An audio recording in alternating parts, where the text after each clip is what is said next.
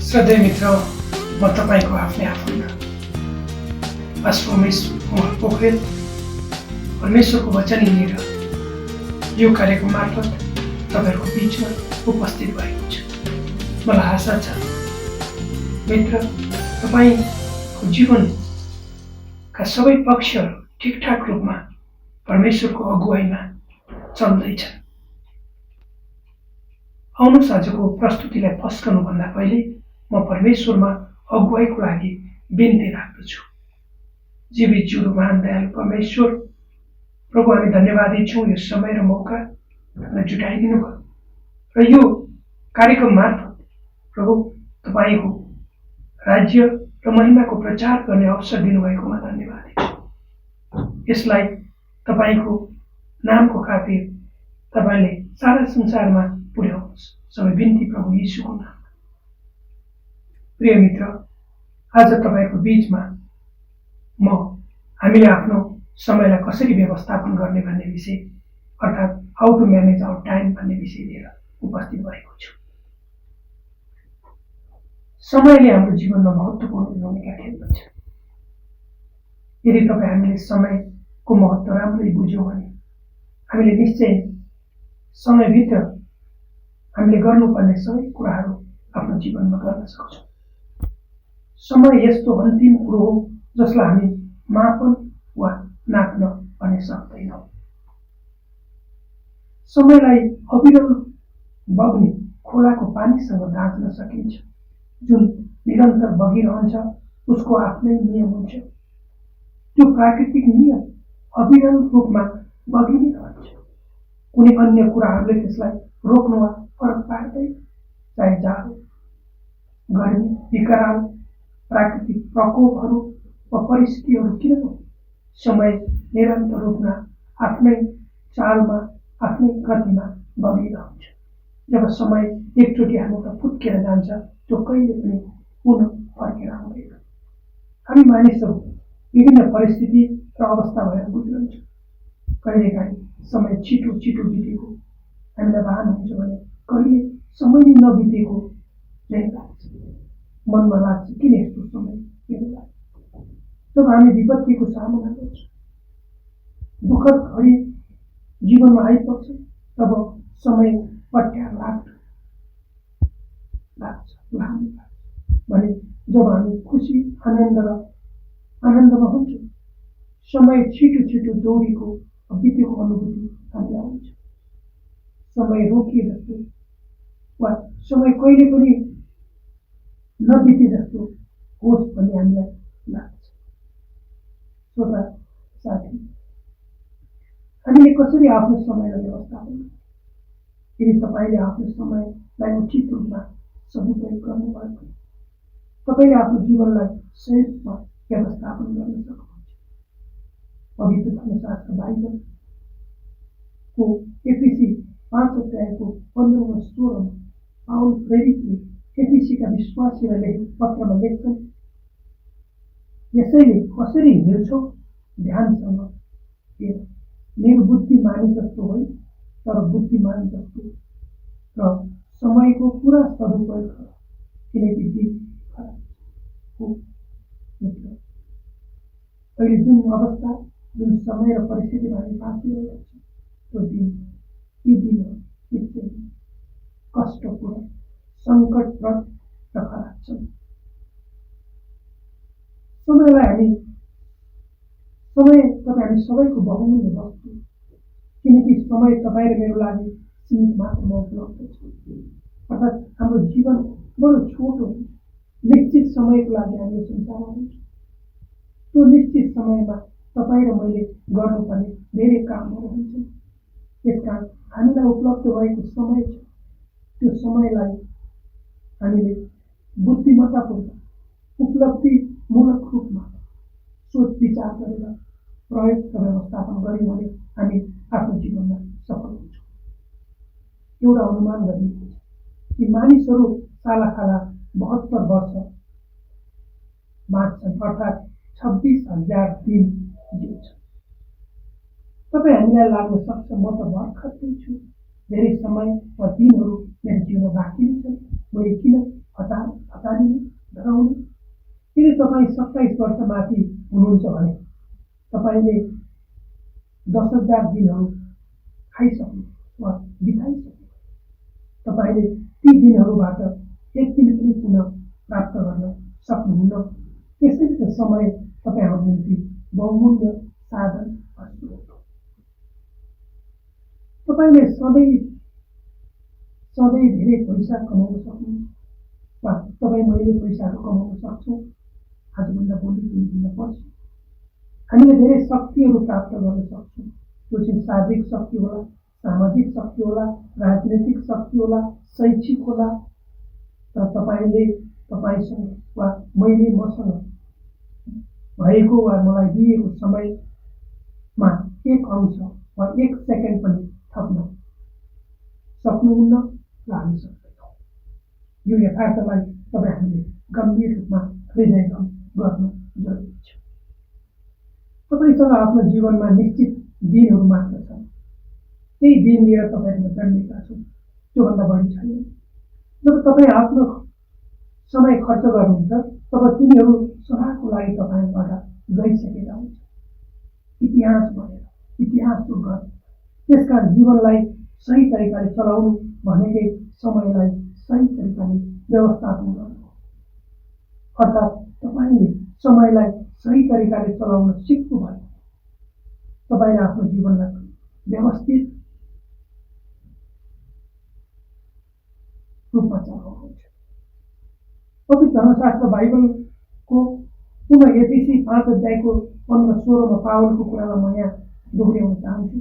यसैले कसरी हेर्छौ ध्यानसँग हेर, निर्बुद्धि मानिस जस्तो होइन तर बुद्धिमान जस्तो समयको पुरा सदुपयोग गर, किनकि दिन खराब हो।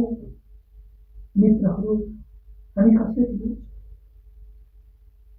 त्यसलाई हामीले ध्यान दिनुपर्छ। हाम्रो बोली, वचन, व्यवहार, लगाई, उठाई, बसाई, खानपिन सबै हामीले त्यसमा हामीले बडो ध्यान दिनुपर्छ। हामी क्रिस्टका जन हौँ।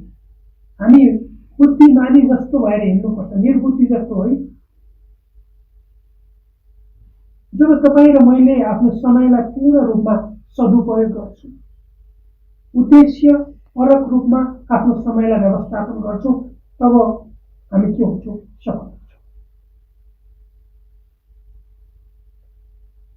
मित्रहरू, हामीले आफ्नो जीवनलाई होशियार वा सावधान पूर्वक चलाउनुपर्छ। होशियारको विपरीत शब्द लापरवाह हो। जे हुन्छ भइहालोस्। बाइबल धर्मशास्त्रले भन्छ आफ्नो जीवनसँग लापरवाही नगर्नुहोस्, तर होशियारी रहनुहोस्। त्यसको अर्थ तपाईँ आफ्नो समयसँग जानी बुझी त्यसै अनुसार आफ्नो जीवनलाई चलाउनु पर्छ। अर्थात् तपाईँले आफ्नो समयलाई उद्देश्यपूर्वक मार्गमा लगाउनु। के तपाईँलाई थाहा छ? आफ्नो समयसँग लापरवाही गर्नु भनेको के हो? सालाखाला मानिसहरू प्रतिदिन आफ्नो फोनमा 3 घण्टा 15 मिनट बिताउँछन् अनि त्यसमा अध्ययनले देखाएको छ। विकसित देशहरू जस्तो अमेरिकामा मानिसहरू सालाखाला आफ्नो मोबाइलमा 5 घण्टा भन्दा बेसी समय बिताउँछन् र आफ्नो फोनलाई 58 पटकसम्म चेक गर्छन्। त्यसको मतलब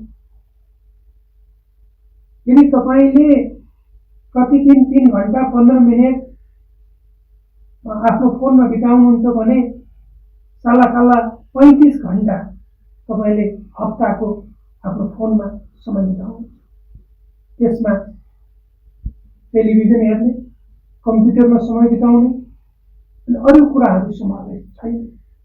यसको मतलब यी सबै कुराहरू उपलब्धिविहीन भनिएको भने होइन, यसलाई अर्को अर्थमा नलिनुहोस्। तर आफ्नो समयसँग होशियारी गर्नुपर्छ। तपाईँले कसरी समय खर्चनु भएको छ त्यो महत्त्वपूर्ण हुन्छ। तपाईँ र म जब बिहान उठ्छौँ त्यसपछि हामीसँग दिएको समयलाई हामीले कसरी सन्तुलित रूपमा चाहिँ बाँडफाँड गरेर त्यो खर्च गर्छौँ, त्यो चाहिँ महत्त्वपूर्ण पक्ष हो। पहिलो कोरिन्थी 10:23 पाउल प्रेरित फेरि भन्छन्, कोरिन्थीहरूलाई लेखेको पत्रमा सबै कुरो न्यायसङ्गत छन् तर सबै कुरा फाइदाका छैन। सबै कुरो न्यायसङ्गत छन् तर सबै कुराले सुधार गर्दैन। यो हामीले बुझ्न जरुरी छ। पाउलले स्पष्ट रूपमा तपाईँले आफ्नो समय टेलिभिजन हेर्नुभयो वा दिउँसो 2 घण्टा 3 घण्टा 4 घण्टा कम्प्युटरमा तपाईँले बसेर समय बिताउनुभयो, युट्युब हेर्नुभयो, यो पाप हो भनेर मैले भनेको होइन। तर तपाईँले त्यो कम्प्युटरमा बसेर समय बिताउँदा के सन्दर्भ सामग्रीहरू हेर्दै हुनुहुन्छ, टेलिभिजनमा के कुराहरू तपाईँले हेर्नुभएको छ, त्यो महत्त्वपूर्ण पक्ष हो। ती तपाईँले हेर्नुभएका, समय बिताउनुभएका, चाहे कम्प्युटरमा होस् चाहे टेलिभिजनमा होस्, अरू कुरामा पत्र पत्रिका पढ्नेहरूमा ती कुराहरू तपाईँ र मेरो जीवनमा फलदायक छन् त? यो महत्त्वपूर्ण प्रश्न हो। कतिपय कुराहरूमा तपाईँ हामी समय खर्चन्छौँ तर ती फलदायक नहुन सक्छन्। कुनै कुराहरू आवश्यक छैन भने तिनीहरूमा समय खर्चनु बुद्धिमानी नहुन सक्छ। आज हामी देख्छौँ धेरै मानिसहरू, विशेष गरेर जवान मानिसहरू, हाम्रो देशको सन्दर्भलाई हेर्ने हो भने बिहान चिया पसलमा बसेर चिया खाएर गफ गरिरहेका हुन्छन् 1 घण्टा 2 घण्टा 3 घण्टा। अनि कतिपय मानिसहरू क्यारम बोर्ड खेलेर दिनभरि बिताउने, तास खेल्ने अनि जुवा खेल्ने, नराम्रो कुराहरू गर्ने, सामाजिक सञ्जालमा चाहिँ अनावश्यक रूपमा चाहिँ समय बिताउने, विभिन्न किसिमका नराम्रा कुराहरू हेर्ने हामी गरेको पाउँछौँ। निश्चय नै ती कुराहरूले एउटा मानिसलाई सही मार्गमा डोर्याउँदैन, एउटा परिवारलाई सही मार्गमा डोर्याउँदैन। ती कुराहरूले मानिसलाई निरन्तर रूपमा पतनतिर अगाडि बढाउँछ भन्ने कुरो हामीले बुझ्नुपर्छ। मित्र, हामीले आफ्ना दिनहरूको विषयमा होसियारी रहनुपर्छ, किनकि तपाईँ हामीसँग केही दिन मात्र बाँकी छ। अर्थात् यो जीवन यात्रा छ नि, तपाईँहरूलाई लाग्छ म यो संसारमा सधैँ बाँच्छु, म कहिले पनि मर्दिनँ। तर एउटा यथार्थ हामीले कहिले पनि भुल्नु हुँदैन, हामी यो संसारमा एउटा यात्री हौँ।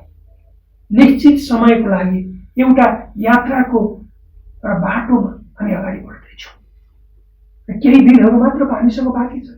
चाहे तपाईँ घरमा हुनुहोस्, तपाईँले काम गर्ने अफिस होस् वा पढ्ने ठाउँ होस्, जहाँ तपाईँ हुनुहोस्, जुन अवस्था परिस्थितिमा भए पनि तपाईँसँग केही समय मात्र बाँकी छ। दिनो चाहनु, जो अलि वृद्ध हुनुहुन्छ उहाँहरूको लागि थोरै समय होला, अलि जवान भर्खरकै केटाकेटी हुनुहुन्छ उहाँहरूको लागि बेसी समय हुनसक्छ। मित्रहरू, तपाईँले आफ्नो समयलाई कसरी सदुपयोग गर्दै हुनुहुन्छ? तपाईँ हामी सबै हिजोभन्दा आज एक खुड्किलो अगाडि बढ्नुपर्छ, प्रगतिको पथमा अथवा आफ्नो लक्ष्यमा अगाडि बढ्नुपर्छ। तपाईँ र मेरो लक्ष्य के हो? हामी के को लागि यो संसारमा छौँ त्यो तपाईँ हामीलाई थाहा हुनुपर्छ। त्यसको लागि हामीले आफ्नो समय, शक्ति र साधनलाई उचित रूपमा खर्चनु वा व्यवस्थापन गर्नु नै बुद्धिमान हुनेछ। हामी जीवनमा कति सफल वा असफल भने मूल्याङ्कन गर्ने कसी नै हामीसँग भएको समयलाई हामीले कसरी व्यवस्थापन गर्यौँ भन्नेमा निर्भर हुन्छ। मानिसको विकास क्रम एउटा स्वाभाविक प्रक्रिया हो। एउटा सानो बच्चा आमाको गर्भबाट जन्मेपछि ऊ निश्चित प्रक्रियामा निरन्तर बढ्दै जान्छ र जानुपर्छ। यदि उक्त बच्चा बढेन भने, शारीरिक मानसिक रूपमा त्यो बच्चाको विकास भएन भने त्यसलाई स्वाभाविक मान्न सकिँदैन। जब उक्त बच्चा बढ्दैन तब ऊ मानिसहरूको लागि हाँसोको पात्र बन्न सक्छ। त्यो स्वाभाविक प्रक्रिया होइन। तपाईँ हामीले देखेका हुन सक्छौँ 10 वर्षदेखि कुनै मानिस वा तपाईँ हामी नै एउटै पदमा, एउटै ठाउँमा, एउटै अवस्थामा रहेका हुन सक्छौँ। त्यो स्वाभाविक होइन। हामी बढ्नुपर्छ, हामी घट्ने होइन। हामी बढ्नुपर्छ, अर्थात् हिजोको भन्दा आज हामी एक पाइला अगाडि बढ्नुपर्छ। यदि बढेनौँ भने हामी एकै ठाउँमा रोकिन्छौँ, त्यसपछि हामी के हुन्छौँ? हाम्रो विकास हुँदैन। हामी रोकिनु भनेको हामी सर्छौँ, हामी डिक्के भन्छ, हामी नाशतिर जान्छौँ। त्यसपछि जब हामी सडिसकेपछि हामी गनाउँछौँ, हामी सबैको लागि गनाउँछौँ। तपाईँ हामीले देखेका छौँ पब्लिक टोयलेट्सहरू,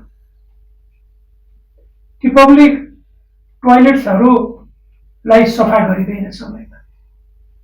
नगरिएको कारणले त्यहाँ मानिसहरूले प्रयोग गर्न जान पनि हिचकिचाउँछन् र जानै परे पनि नाक थुन्नुपर्छ। किन? त्यो गनाउँछ, त्यो सडेको छ, त्यहाँ कोही पनि जान चाहँदैन। तपाईँको अगाडि म 3टा कारणहरू राख्न चाहन्छु जसले तपाईँ हामीलाई बढ्नुपर्छ भनी भन्छ। समयको मापनमा, समयको परिधिभित्र हामी बढ्नुपर्छ। पहिलो कारण हो, यो एउटा स्वाभाविक प्रक्रिया हो, यसलाई रोक्न सकिन्न र यो बढ्नुपर्छ निरन्तर। एउटा सानो नानी जन्मेपछि उसको मृत्यु नहुन्जेलसम्म उसले विभिन्न चरणहरू पार गर्दछ र उसका विभिन्न किसिमको विकास प्रक्रियाहरूमा ऊ चाहिँ बढ्दै जान्छ। उसको शारीरिक विकास, मानसिक विकास, सामाजिक विकास, आत्मिक विकास। दोस्रो कारण छ, यो एउटा आत्मिकी प्रक्रिया हो, दैवीय प्रक्रिया हो। तपाईँ हामी शारीरिक रूपमा, मानसिक रूपमा मात्र बढ्ने होइन, हामी आत्मिक रूपमा पनि बढ्नुपर्छ। हामीलाई निश्चित समय दिएको छ, त्यो समयमा हामीले आत्मिक रूपमा बढ्नु पर्यो। आत्मिक रूपमा बढ्नको लागि हामीले परमेश्वरलाई चिन्नु पर्यो र परमेश्वरमा हामी जन्मनु पर्यो र उहाँको अगुवाईमा हाम्रो जीवन चाहिँ चल्नु पर्यो। अब यो प्रश्न तपाईँ मेरो लागि वा तपाईँको लागि मित्र, तपाईँ आत्मिक रूपमा बढ्नु भएको छ वा बढ्दै हुनुहुन्छ? तेस्रो कारण छ, तपाईँ हामी बढ्नुपर्ने, यो हामी बढ्नुपर्छ। यो एउटा म्यान्डेट हो परमेश्वरले दिनुभएको, यो आदेश हो परमेश्वरले दिनुभएको। मानिस आमाको कोखबाट जन्मेदेखि जीवनको अन्तिम सास फेरुन्जेल बढिदिनुहुन्छ। खराबतिर होइन, असलतिर बढ्नुपर्छ। किनभने परमेश्वर तपाईँ र म बढेको चाहनुहुन्छ। शारीरिक रूपमा, मानसिक रूपमा, आत्मिक रूपमा र सामाजिक रूपमा तपाईँ हामी बढ्नुपर्छ। श्रोता, जब हामी एउटा आफूलाई दिएको समयभित्र सबै प्रक्रियाहरू पूरा गर्दै ईसाई जीवनको यात्रामा, त्यो परिपक्वताको यात्रामा बढ्दै जान्छौँ, त्यो बढिसकेपछि हाम्रो स्वभाव, हाम्रो बोली वचन, हाम्रो व्यवहार, हाम्रो काम गराई, लुवाई खुवाई सबै परमेश्वरले भने अनुसार नै क्रमशः हुँदै जान्छ। हामी असल हुन्छौँ, हामी असलतिर जान्छौँ। पवित्र धर्मशास्त्र बाइबलको कलस्सी 3 अध्यायको 23 र 24 पवित्र धर्मशास्त्र बाइबलको कलस्सी 3 अध्यायको 23 र 24 पावल भन्छन्, तिमीहरू जे गर्छौ दिलज्यानले गर, मानिसको होइन तर प्रभुको सेवा गरे जस्तै, जो जानेर कि तिमीहरू उत्तराधिकार इनामको रूपमा पाउने छौ। तिमीहरू प्रभु ख्रीष्टको सेवा गरिरहेका छौ। हो, हामीले जे गर्छौँ सारा मन, सारा सम्झ र सारा आत्माले गर्नुपर्छ। यो तपाईँ हामीलाई यो आत्मज्ञान हुनु पर्यो कि हामी परमेश्वरको सेवा गर्दैछौँ, जो यो सारा ब्रह्माण्डको सृष्टिकर्ता हुनुहुन्छ र हाम्रो मालिक हुनुहुन्छ, उहाँको सेवा गर्दैछौँ। र यो हाम्रो जीवन छ, यो पनि उहाँले दिनुभएको, उहाँको हातमा छ। यो समय छ, त्यो पनि उहाँले दिनुभएको, उहाँको हातमा छ। र तपाईँ र मलाई कति समय दिएको छ, यो संसारमा तपाईँ हामी कति बाँच्छौँ, त्यो कुरो तपाईँ र मलाई थाहा छैन। भोलि हामी छौँ वा छैनौँ यो संसारमा त्यो पनि जान्दैनौँ।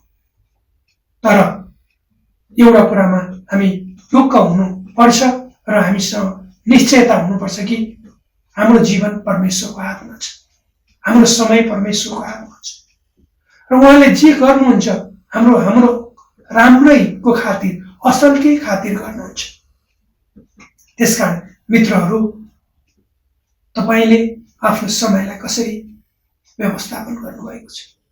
यदि आजसम्म तपाईँले आफ्नो समयलाई उचित रूपमा व्यवस्थापन गर्नु भएको छैन, जीवनलाई एउटा साधारण रूपमा लहैको रूपमा हेर्नु भएको छ भने कृपया गरेर समय अझै बाँकी छ। आजै तपाईँले आफ्नो समयलाई परमेश्वरको अगुवाईमा उचित रूपमा व्यवस्थापन गर्नुहोस् र विगतका तपाईँले गर्नुभएका नराम्रा कुराहरू, तपाईँले गर्नुभएका हेलचाक्राहरू, खेलाँचीहरूलाई बिर्सेर नयाँ रूपमा परमेश्वरमा आफूलाई समर्पित गर्नुहोस् र त्यस अनुसार आफ्नो जीवन तपाईँ बिताउनुहोस्। आजको प्रस्तुतिले तपाईँलाई आफ्नो जीवनमा आफ्नो समयलाई कसरी आगामी दिनहरूमा व्यवस्थापन गर्ने भनेर सहयोग मिल्नेछ भन्ने आशा गर्दै म तपाईँबाट बिदा हुन्छु। जय मसीह।